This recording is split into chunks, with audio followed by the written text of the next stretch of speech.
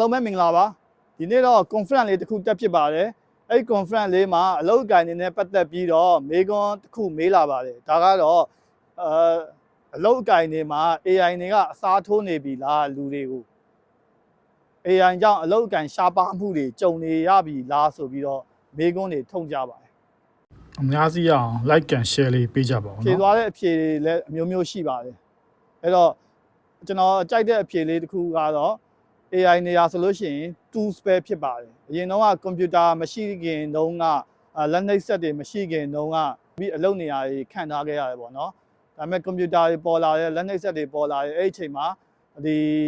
မသုံးတတ်တဲ့လူတွေအတွက်တော့အလုပ်တွေရှားပါးလာနိုင်တယ်ဒါပေမဲ့ကွန်ပျူတာသုံးတတ်တဲ့လူဆိုတာအခုဆိုရင်မရှိမဖြစ်အနေအထားမျိုးဖြစ်လာပါတယ်အဲ့လိုမျိုးပဲလာမဲ့ near future မှာဆိုလို့ရှိရင် AI သုံးတတ်တဲ့လူတွေဟာ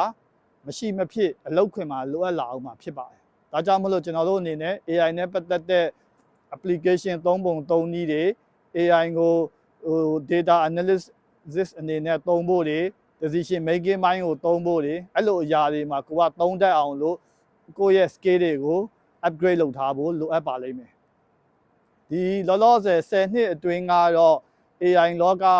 ထူးထူးခြားခြားကြီးတိုးတက်လာဖို့တော့မမြင်သေးပါဘူးဒီလူသားတွေကိုအစားထိုးဖို့တော့မဖြစ်နိုင်သေးပါဘူးဒါပေမဲ့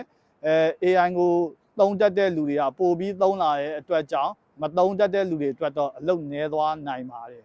အဲ့ဒါလေးကို view စိုက်ဖို့လိုအပ်ပါတယ်ဒါကြောင့်မလို့ဒီ AI ခေတ်မှာ data ခေတ်မှာဆိုလို့ရှိရင်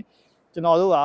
AI နဲ့ပတ်သက်ပြီးတော့နောက်ပြီးတော့ data analysis နဲ့ပတ်သက်ပြီးတော့လေ့လာထားဖို့လိုအပ်ပါတယ်လူတိုင်းကြုံတွေ့လာရမှာမို့လို့အခုတည်းကပြင်ဆင်ထားသင့်ပါတယ်လို့ကျွန်တော်ကအကြံပေးလိုပါတယ်အားလုံးကိုကျေးဇူးတင်ပါတယ်